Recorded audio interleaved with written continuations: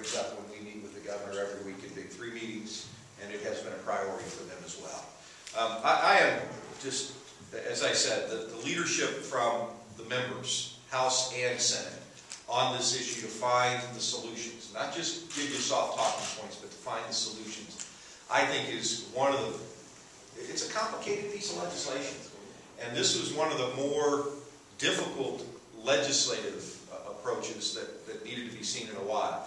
And the talent that went into finding these solutions on both sides of the legislature, I think are worthy of additional recognition. And so I want to start out by asking Senator Gardner to walk through this bill. As all of you know, Senator Gardner, he is no stranger to fighting for Lake Erie. It is a core resource in his district. It is something that when this issue first came up, he did the right thing. He said he wanted to put politics aside and get to the point of solutions.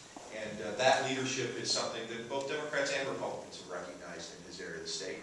And so with that, let me recognize Senator Gardner for his hard work and ask him to give his summary of comments. Thank you, Mr. President. Thank you. I'm delighted to be here today with the members of the House and the Senate to speak to Senate Bill 1. I'm not going to go through a lot of detail, but I would like to say that, first of all, that the Senate President knows not only do I have the longest shoreline, Lake Erie shoreline of any state senator, but I also have a home county that is either number 1 or 2 in corn, wheat, and soybean every year in production in the state of Ohio. So talk about being right in the middle of this challenge about this issue. But I was glad to take it on because we had a great team to work with. I wanted to know also that my first visits this morning when I came to the State House was to go to the Rife Center, and some House members wondered why I was there again. But my first visit was to the offices of these gentlemen here, because the fact of the matter is the bill got even more effective and more meaningful to strike the right balance and deal with this challenge when it was in the House Agriculture and Rural Development Committee. And just wouldn't have happened without their leadership. So I appreciate that very much. What I would like to speak to just briefly this morning, and of course working with my joint sponsor, Senator Bob Peterson, he has agreed that we will do another joint sponsorship of legislation. He suggests in 6 years. Which if you know, we're both out of the Senate by then, by term limits. So perhaps that's not going to happen. But it actually was a lot of work, but when we arrive at a solution like this today, we're pleased to be here. I want to say this, that I believe there are 6 major issues embodied in Senate Bill 1 as we speak today.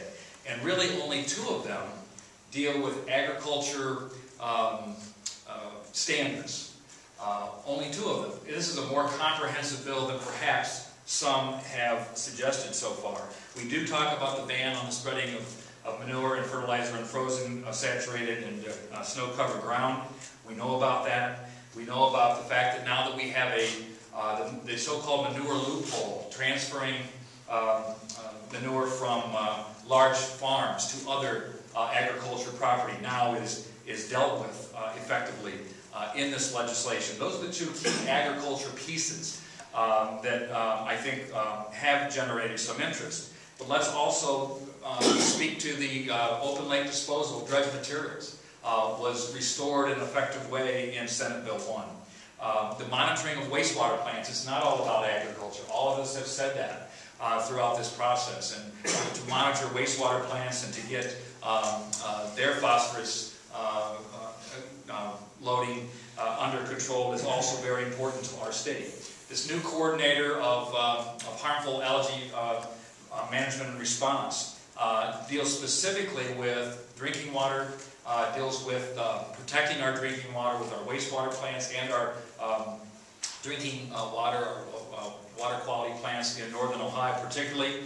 Also deals with local governments in health advisories. Also deals with in-lake testing and intake testing in the lake, which will be very helpful to helping protect our drinking water. That's another key component. And then the other one that's certainly not an agriculture regulation issue, but updating the Healthy Lake Erie Fund that supports agriculture, soil testing, edge of field testing, tributary monitoring, even animal waste abatement issues, and other conservation measures that can help agriculture, be a positive partner in the solution to a cleaner Lake Erie. So these 6 components, I believe, are packaged together, support agriculture, but also take a meaningful next step to helping Lake Erie. So I'm very pleased to provide that outline for you this morning, and we look forward not just to passing this legislation, but to working with agriculture and working with advocates along the lake to continue to make progress on this important